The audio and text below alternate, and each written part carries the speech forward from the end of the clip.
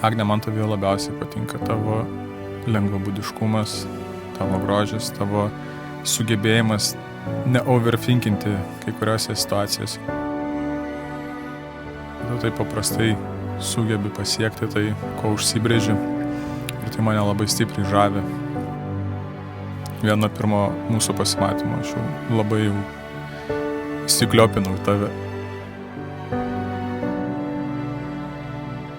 Donatai, myliu tave už tai, jog tu sugebi manyje suvaldyti tą pašėlusi, galbūt per daug galvojantį velniuką ir kiekvieną mūsų dieną praleistą kartu sugebi paversti ypatingą.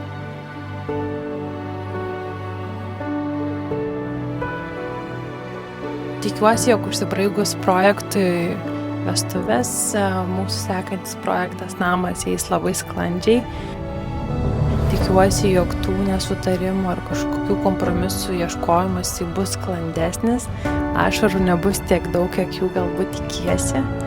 Ir tikiuosi, jog viskam praėjus kartu kursime labai gražią savo ateitį, sukursime šeimą, keliausime aplink pasaulį ir mėgausimės vienas kitu, taip kaip pasakoja ilgai ir laimingai.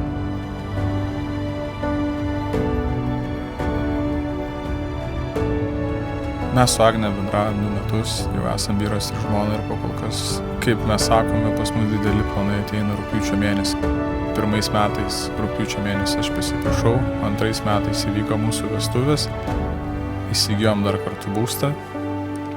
3 metai nežinau, ateis laikas pamatysim, bet tikimės labai gražios šeimos.